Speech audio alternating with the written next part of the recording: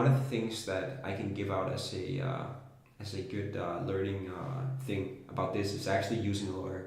So when you want to start a company, take those 10,000 kroners, which is like 1,500 euros, spend them on a lawyer that you probably have a lawyer in your network, or maybe you have a friend who knows a lawyer who can help you with that. It doesn't have to be like 3,000-4,000 euros for that, but use a lawyer in the start to see, hey, we thought about this name. Can you do a check for us in the trademark register? How are we gonna do with this name actually? Yeah.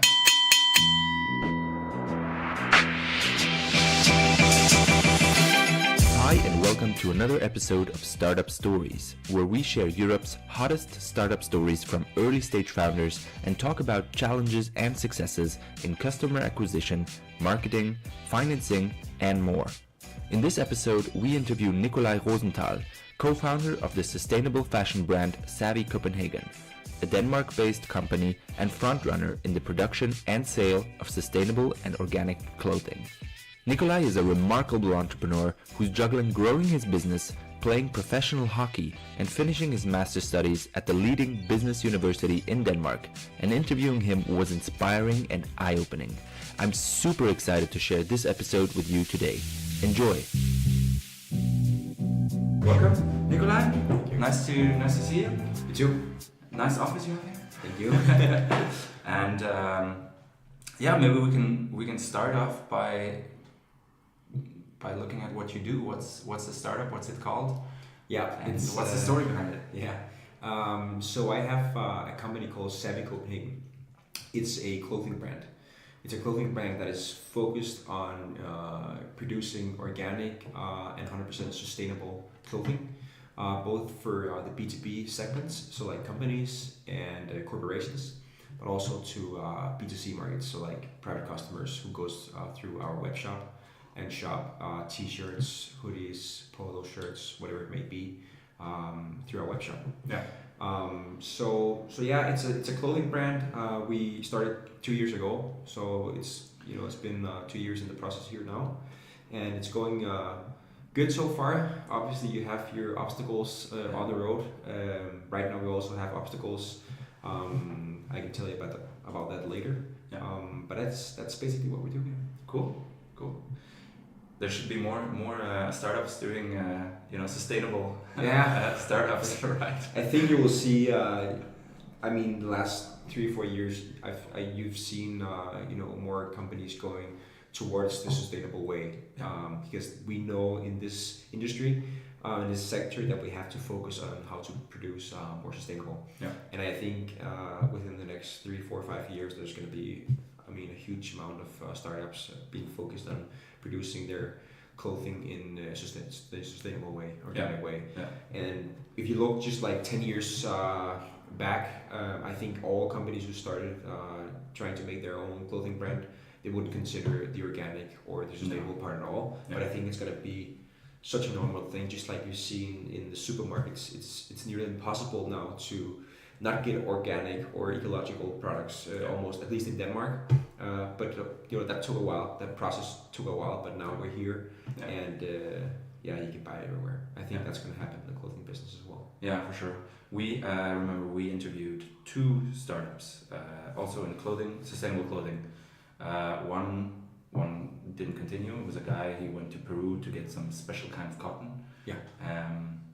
And the other guy it's still on. So I can show you the web shop. They're selling high quality shirts for men, and ties and stuff like that. But it is a tough. Yeah, I mean, we're gonna get into it. It is a tough business to be in, right? I think it's the most red ocean industry that you can actually move into. I can't really, on top of my mind, think of any other industry that is more red ocean with so many competitors.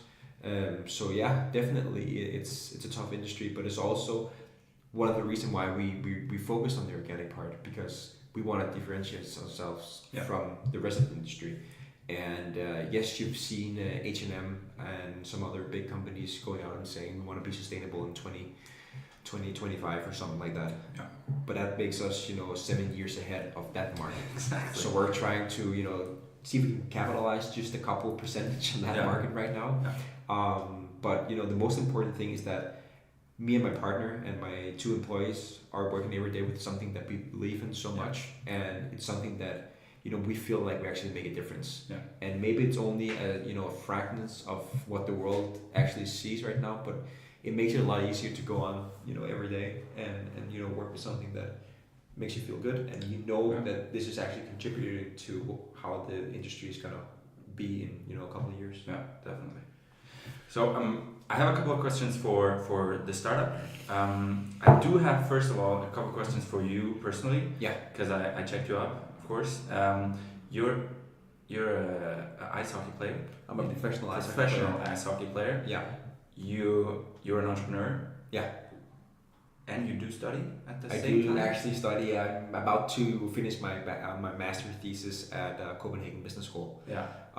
It's been on the way for a long time now, but I kind of feel like I have to finish this now because I'm having a baby here in next year. Yeah. So a father to be. Yeah, exactly. A father to be. So I kind of have to get my things done, and that's just a good way to end my study life. So now I have my master, and then he comes out, and then I can focus on that. And my company, right? How do you do that? Yeah, so, there's people have full-time jobs, and I don't have time for that. I think that's bullshit looking at you because it's How do you do that? I get that question a lot, actually. I think the answer I give to people is that the days when I don't have that much to do, it's the days that I get least done. You know what I mean? Yeah. And the days that are my calendar is just fully booked, and I got orders that I have to take care of. I got stuff on the web shop I have to do. I got practice later in the evening and all that stuff. Those are days that I get shit done. Yeah. Just the most. So the days that I'm busy is actually the days I'm actually getting things done. Yeah. Instead of just sitting at my computer and not really having a set plan for the day. Yeah. That's when I start to go check my Facebook and to see where's the Bitcoin price right now, or that's a dangerous one. Stuff like that. And that's exactly the dangerous one. So I don't get shit done when I don't book my calendar. So I'm actually trying to schedule my day fully booked, obviously with a couple of breaks throughout the day. Yeah. But I think it's it's really about prioritizing your time. Obviously I can't be full-time student and full-time hockey player and full-time entrepreneur.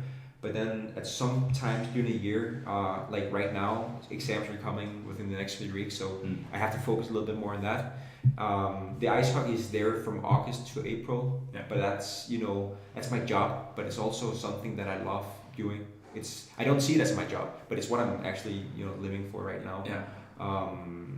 And then I have to sometimes things that I want to do with the Savvy will have to be postponed just a couple of weeks because that's how it is. Yeah. So I don't know. I think it's about prioritizing your time and making a plan for yourself. Yeah. And probably these things give you strength for the other things. I mean, my partner is a hockey player as well, ice hockey player, not professionally. No. But he just loves playing, and it gives him energy. And sure. You do physical activity, you feel better, and 100%. Yeah, for sure. I mean, if I go to practice, obviously it's hard to do 1 hour and 50 minutes on the ice, and maybe you did 45 minutes workout in the gym before that. But it's it's something I do every day, and I can just see on the days that I don't practice. Those are the days where I sit on the couch or stay in the bed for an extra hour, which is good sometimes too. Yeah. But those are also days where I don't get my things done in the same way that I do if I go up practice and go to work here to my office. Yeah. And then do my things. Yeah. Yeah, I can see. So for sure, I think you're right. It gives me energy. I can see that.